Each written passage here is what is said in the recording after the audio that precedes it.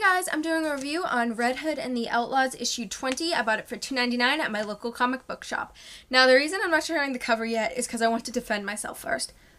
This is a bent comic. I know it's bent. I'm planning to buy another issue to bag and board and put it in my comic collection.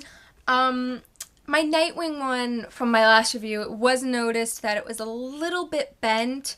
And that's because I went to do something and I left a comic bag in the car and I thought someone would bring it in, but I guess I never actually asked them to, and someone accidentally sat in the seat and the comic got bent. I tried flattening it out, guys. It's not taking to it, so I'm gonna buy another one for the collection. Please don't think I don't take care of my comics, because I really do. It's just this one suffered an unfortunate event. So yes, I'll be reviewing Red Hood and the Outlaws. It's not even that bad. It's just like, it's like this side is like bent, and it looks worse in person actually, but yeah. Okay, so yes, issue 20, I got it for $2.99 at my local comic book shop, and as always, the first part of the review will be 110% spoiler free, and I'll give you guys a chance to X out before I spoil anything. So yeah. Okay, so overall opinion, this is one of those comics, you know, like what they call like filler episodes for shows, when like, but like, you know, an episode comes out and it's kind of just like stuff is happening, but nothing big really happens, or nothing that's overly exciting.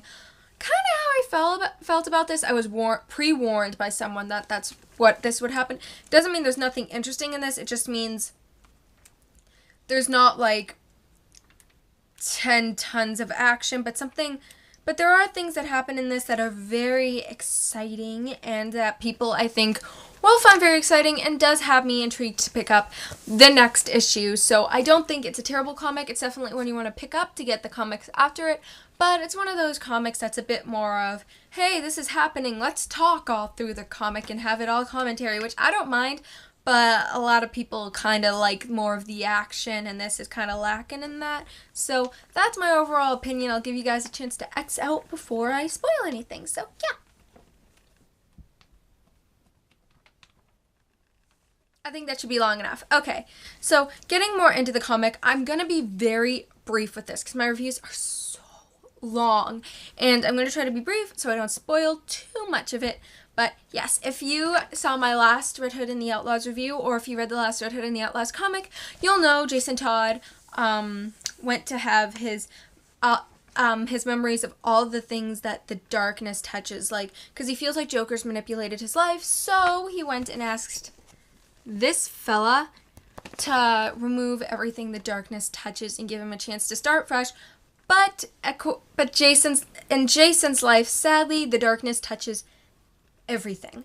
So when Starfire and Roy, what is with my R's, found out, it's simple enough to say they were not happy about it, especially Roy, I'd say. And he says that he knows Jason, and Jason wouldn't want this, that even if he thinks the guy's up to something, and that Jason wouldn't want to forget them, he wouldn't want to forget his whole life. And then he says, really? And so he shows them a part of Jason's head, and yeah, they're not exactly good memories. But Roy and Starfire's point is, even though he's suffered bad memories, that he should still try to recover from those bad memories. And when Starfire tries to say this, he laughs and says she's the last one who should say it because of her, kind of, what did he call it? I'll read you his line. I can see how your mind works, kid. If anything, the bonds of memory and emotion are even stronger for you than they are for humans. But still you pretend. You try so hard to make those who care about you think you can't connect with them. You're just trying to protect yourself. Yes, your mind works differently than any human. It's beautiful, actually. You feel so strongly, so deeply, that one terrible memory can destroy you. So you bury it away in the back of your mind, and effectively it doesn't exist anymore. But it's a choice. Selective amnesia. You only forget what you want to forget. And she tells him to shut his mouth.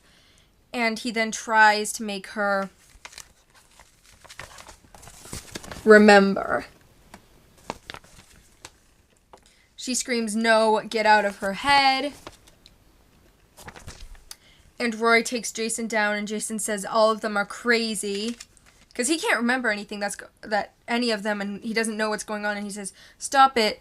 Stop all of this. I'm sick of you all fighting about me as though I'm not here. Look, it's Roy, right? I can tell you why. I can't tell you why I made this decision, but if you're the friend you say you are, I want you to respect it."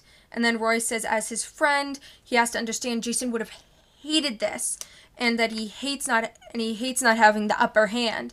And Jason says, "If I didn't want something erased, we wouldn't be standing here right now. Look, the only thing I can tell you is that I feel free. I feel like the darkness has been wiped clean, that I can have a whole new destiny. I don't want the memories back." And he says, "Let me start over, Roy, please." And Roy says he can't let him do that. Knocks Jason out. Friendship. And then he threatens that if he doesn't change Jason back, he'll turn him into a pincushion. And he says he doesn't think so. "I see how much you care for the kid. I really do, and I'm sorry. But there are rules to these kinds of things. There always have been. The only one capable of asking for his memories back is the one you just tranked in the neck. Oh, Jason, your friends are sweet, but dumb. But I can play nice, see? Brand new hat for your best bud." And he gives... This is like one of those scenes that I found way more amusing than I probably even should. He gives him... Can you see that? A dunce cap. It says dunce on it, and it's a cap. Do you get it? I thought that was really funny. I laughed at that for like 5 minutes. I'm just really easily entertained. And he sends them out of there. And I'm not going to say what happens next just for the joy of you guys reading it by yourself. But overall, yeah, it was an interesting issue, and you get to see some of what happened inside Jason's head. And yeah, so you get to see how Roy and Starfire are reacting to their best friend losing all of his memories. And the cover is very interesting too. A lot of stuff does happen in this comic. I'm not saying it's a comic like void of meaning. It was just more low-key than the stuff you're usually, reading. Like, you're used to seeing tons of violence and tons of this and tons of that and very fast-paced. This was a little slower pace, more build-up. But I'm fine with a bit of build-up, especially if it creates a better story for next issue. So I actually do recommend this because I think it could be setting up for a great story next issue. So I hope you guys enjoyed this review and didn't mind my bent comic. I feel so ashamed. But, yeah, I hope you guys enjoyed this. I actually think the cover is really good work, by the way. I thought it was cool.